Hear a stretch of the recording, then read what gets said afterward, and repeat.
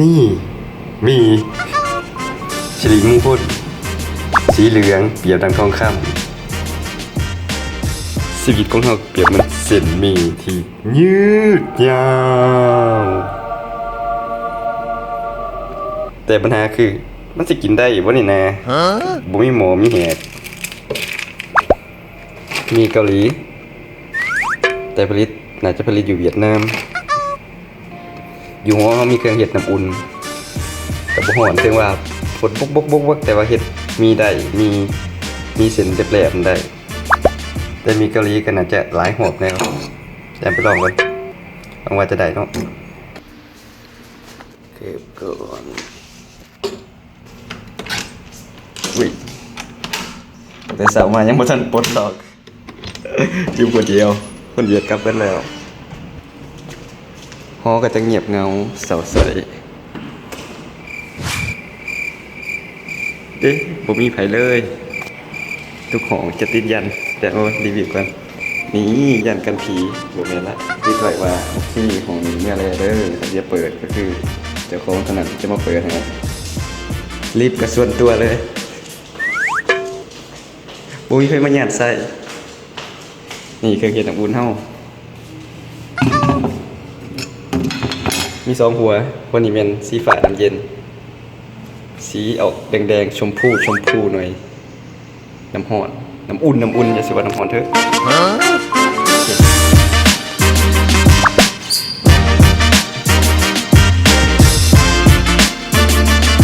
อันนี้คือว่าแช่น้ำที่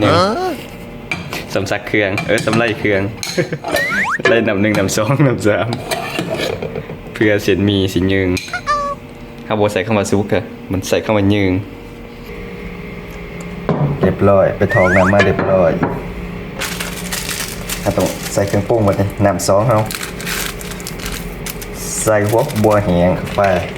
อันนี้คือน่าจะเป็นซอสมีก็เป็นรสเผ็ดทะเลเผ็ดทะเล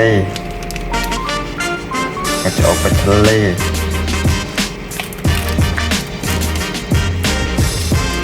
ยังอีกถ้าเผ็ดพอนี่มีพริกพอยังใส่น้ำหลัง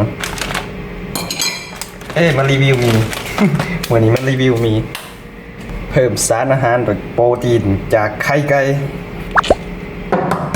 ปลาเอาให้มันมีสีสุกคือกัน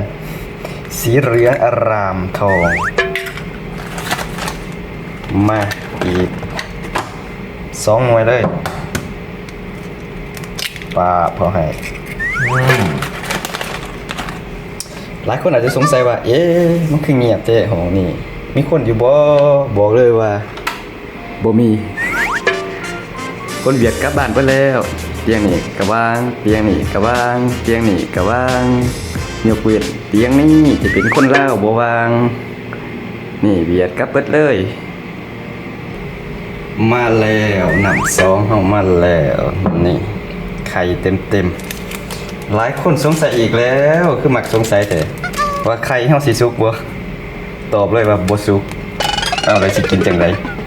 กินจังซี่แหละกินตามมีตามเกิดมีเท่าใดกินเท่านั้นอาจจะเบิ่งบ่สะอาดแน่เบิ่งคือบ่สะอาดแน่มันก็บ่สะอาดอีหลีแหละก็กินไปจนกว่าอาหารจะเปิดคาดว่าน่าจะเป็นหลังเต็ดเขา4 มื้อน่าจะเป็นวันที่14น่าจะห้างน่าจะเปิดซุปเปอร์มาร์เก็ตน่าจะเปิดให้เฮาหลอกกินอาหารอยู่ห้างได้แต่หาอาหารย่อยๆหนาหม้อน่าจะปิดจนกว่าโรงเรียนจะเปิดวันที่28ปุ๊บยังอีกโดนถามมาโดนเติบละประมาณ5 นาทีมีเฮาคือสิได้แล้วแต่มาเบิ่งเด้อเส้นมีเฮายืงได้ทีแล้วเส้นใหญ่ซ้ำอยู่ก้อยนี่ว้าวมารสชาติ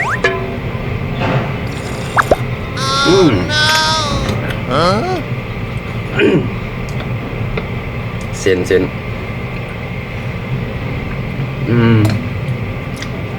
ก็เส้นยืงก็เส้นนั่นแหละเอากินไปสปีด